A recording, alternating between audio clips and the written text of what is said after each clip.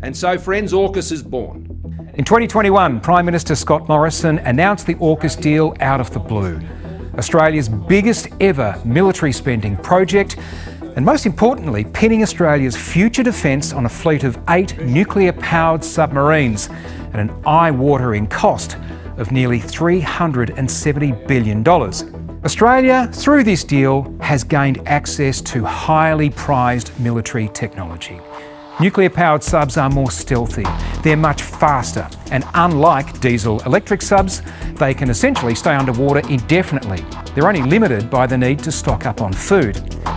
The deal was done in secret with the US and the UK, and it meant ripping up an existing French contract for new diesel-electric submarines, and that did not go down well. You think he lied to you? I don't think. I know. Thank you. But the fuss died down, and for more than 3 years, AUKUS has largely been out of the news. That was until this happened. I want to thank the American people for the extraordinary honour of being elected your 47th president and your 45th president. Apart from Donald Trump's trade wars against friendly countries, including Australia, he's made it clear that America is pulling back from its role as the world's military superpower. And your say is telling us that for you, that's a worry. We're seeing comments like these. If the US can completely ignore a free trade agreement, how can Australia rely on their defence promises? Or this, get out of AUKUS because there is no way the USA will go to war to protect Australia. And this, the US has permanently changed and we can no longer trust them. But the main concern coming through from your say is that when the time comes, Americans simply won't follow through on their end of the deal, which is to sell Australia between 3 and 5 nuclear submarines. You're telling us the likelihood of the US selling us any submarines the next 20 years is unlikely because the US is short of submarines. And this, with the US no longer a reliable partner, why would Australia be handing over billions of dollars to a long-range scheme that may never come to fruition? Well, that's possible, because there's a very important clause in the AUKUS deal that says the Americans don't actually have to sell us any subs if they don't think they have any to spare. And the US submarine building program is behind. According to some estimates, and the US Congress itself, the Americans could have only half the number of submarines they need for their own fleet when the time comes to sell the first one to Australia. There are some very vocal critics of AUKUS in Australia. That includes the former Prime Minister Malcolm Turnbull, who did the original submarine deal with France.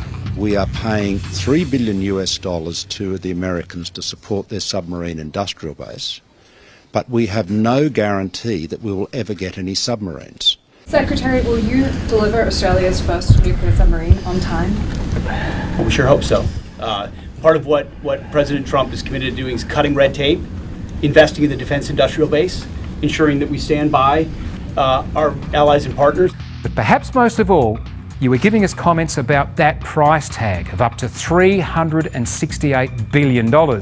Comments like these: cancel AUKUS, put the money into health and education. The money used for this scandalous project could solve the housing crisis. And this, why don't we cancel AUKUS and go back to the French subs and save some money? The Greens say Australia should do it now, and so too does a group calling itself Labor Against War, which is urging current Labor MPs to dump the deal. But neither of the major parties, as they exist in Parliament at the moment, is interested.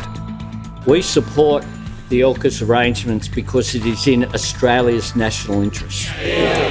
And for Australia, when you look at how a country defends itself, there's no more effective way than through a submarine.